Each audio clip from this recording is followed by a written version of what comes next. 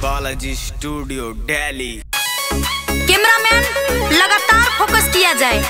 अभी मैं पहुंच गई हूँ मुखिया जी के गांव में, जो अभी 7-8 महीना पहले नया नया मुखिया बने हैं। मुखिया जी, सबसे पहले आपको मेरा प्रणाम। आप मेरे सवाल का जवाब देंगे? पूछिए, क्या पूछना है?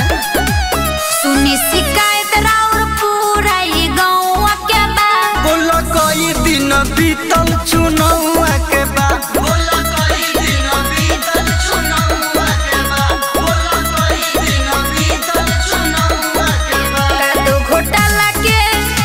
घोटाला के आरोप लागल रउआ पबा।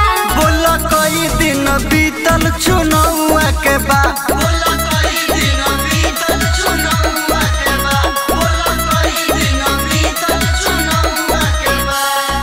जब हर साल बाढ़ आता था जी, तो हमारा पूरा गांव डूब जाता था। अच्छा, हम बांध भी बनवा दिए, छठ घाट भी बनवा दिए।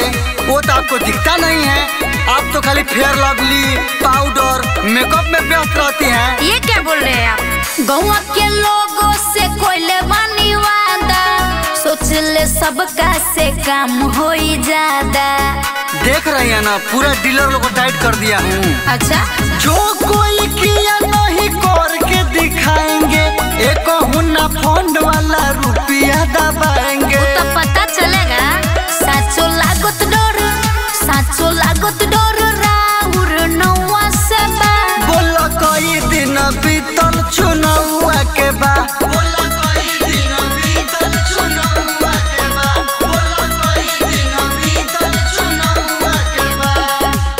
आपके गांव में इतना इंटरव्यू ली हूँ, आपके बारे में कोई सही नहीं बोलता है। आप उसी से सवाल कीजिएगा जो मेरा विरोधी है। आपको बुलाया कौन है जी? जो दिखेगा वही ना दिखाऊंगी। अभी उन लोग से भी जाकर पूछिए जिनके घर के आगे पानी लगा रहता था। सॉरी मुखिया जी, हम उन्हें तो गोले ना रहली हो।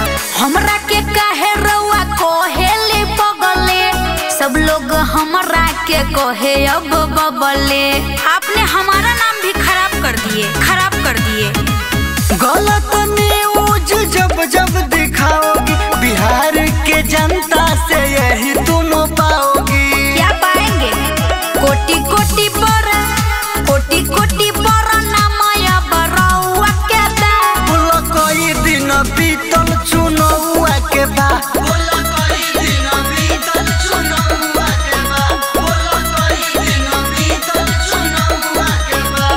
बड़ा आयु इंटरव्यू लेने, अब मत आना।